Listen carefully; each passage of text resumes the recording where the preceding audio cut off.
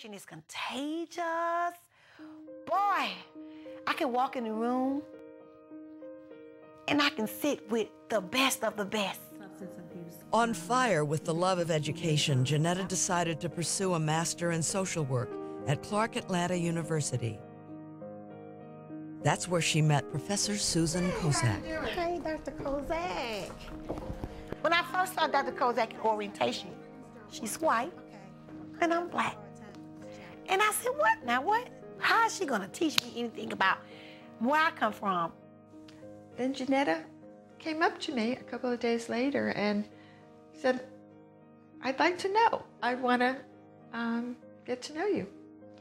And little by little, I had her in class for 3 classes.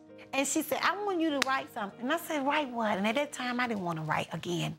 I didn't want to write. We're gonna meet tomorrow to talk about... Susan Kozak wanted Johnnetta to write her life story, including how she was able to transcend the childhood abuse. Okay, I'm gonna do the PowerPoint. Over the course of our relationship, I've been talking to her about how did she get out? How did she get to where she is at? And she didn't know. And we kept talking and talking and talking. And I said, you need to write these down. She wrote them down in 12 steps. To change 40 years. I realized I don't have a substance abuse, but I have an addiction. And my addiction was the streets. And I thought, wow. So in about an hour, I wrote these 12 steps. Got up in the middle of the night, went to my computer, and just started typing. And the first step was becoming self-aware that you're in a cycle. You're in a cycle.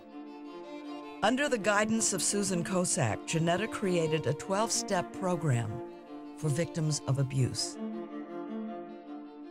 And my story is intertwined with the 12 steps. In other words, how did I get step 1? How did I break the cycle? Then I talk about a little bit about that. Step 2, how did I get here? And one of my cycles is becoming self-aware. It's a self-aware. You don't have to be poor. You don't have to live in poverty. You don't have to accept what people say you gotta be. There's just something about Johnnetta that attracts people. She is genuine. She's got the most incredible energy.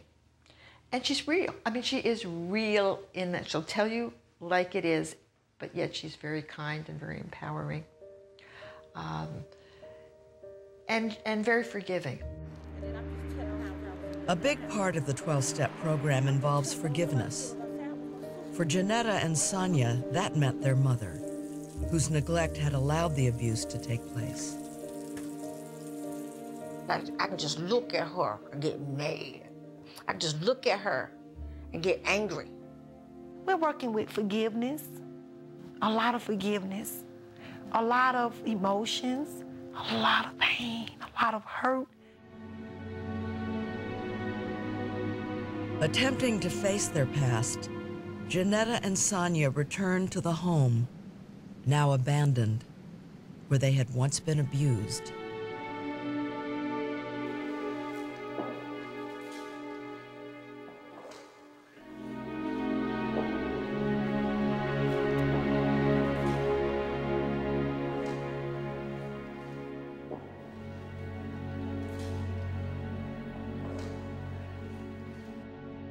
If a person stays in that place where they don't want to forgive, they will be blinded to the reality that they have a way out, they can forgive. They get angry, they get abusive, they turn right around and do the very same thing that they hated because it was done to them, and then the cycle repeats itself. The breakthrough for Johnnetta came when her mother admitted her own childhood experience of sexual abuse. And then I knew that my mother couldn't love me because she couldn't love herself. She'd been all these years fighting with this old ugly secret of hers. She couldn't love me. She couldn't, you cannot love, you can't give what you don't have. So I forgave my mother a little bit more easily than my sister did. But I have to be honest with you. It wasn't easy forgiving. It's not easy. So I wanted to forgive her. I said, Mama, God is telling me it's over. The war is over. It's a new beginning. Well, my daughters have taught me how to love, to respect, and to hold on to my beliefs, that things can be better. I thank God for Sonia and Johnnetta. Because when I look at them, I see me. And what of the three uncles who violently abused Johnnetta and Sonia? My three uncles that molested me, one is in prison. He's been in prison all his life. One dropped dead of a heart attack a few years ago. One was got shot, got killed. Most of the males in our family is either in prison or dead. And I knew I wasn't going to be either, or wanted to be either. I had to do something, and I knew the military and going to college would be that, because I know I'm going to make it. A high school graduate, Johnetta's son Rashad has decided to enter the Air Force as a way to further his education. I'm probably the only male in my family graduating from high school. So, yeah, I knew college was for me. On July 1st, 2008, Rashad McSwain entered the military at Fort Gillem near Atlanta. His mother was there for him. He's the first black male in my family to, to do something so honorable in his life, to something so recognized. And I'm just so proud of him,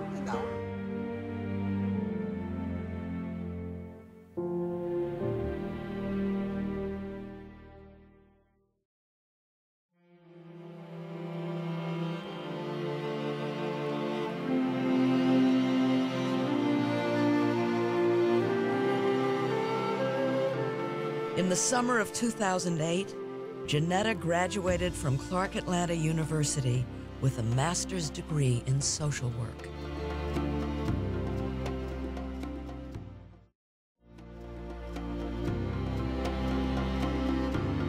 But now, I feel like a complete woman. Utterly, I feel beautiful, I feel fantastic, I feel whole, 100% complete. You know why? I no longer have to do anything that demeans me. I can hold my head up. I can ask for respect. Not only do I ask for it, I will not tolerate being demeaned. I will not tolerate being pushed around. I will not tolerate being mistreated by anyone. Her spirit was never destroyed. They destroyed her body, they took away her childhood, but they never took away her spirit, which is really quite amazing. It did not surprise me when Johnnetta got her degree in social work, because her passion after her healing came was that she wanted to do that for other people. breaking the cycle, beating the odds, and I am Johnnetta McSwain. Johnnetta has decided that part of her work will be to share her story with others. And my mission is to empower women from every background, culture, race. I don't care who you are. This is not a story for just the poor and just the addictive behaviors and the substance abuse. This is for anybody. In the end, what made the difference for Johnnetta? People who have made it have had someone somewhere along the line believe in them. And unfortunately, there are people out there who have never had anybody to believe in them. And Sonia didn't have anybody. Sonia has been diagnosed with HIV, but with Johnetta's support, she has a new attitude about life. Had some rough days and relapsed a couple times, and suicide spirit a couple times. But you know what? I'm blessed. My sister back in my life. I got married, and I got a little house now. But I'm blessed. I'm blessed.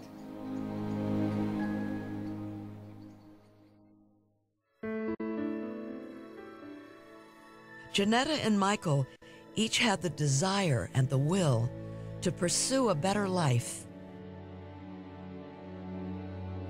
But where would Johnnetta be without the encouragement from her professors at Kennesaw State University? Or the guidance of her mentor, Susan Kosak, at Clark Atlanta University? Before I got to Clark, I began to pray. And I said, send me somebody in my life that just absolutely loves me, that just care about me. As the sun rises on another day in America, 12,000 more children will be born. How well they do in life depends not only on their parents, but on all of us.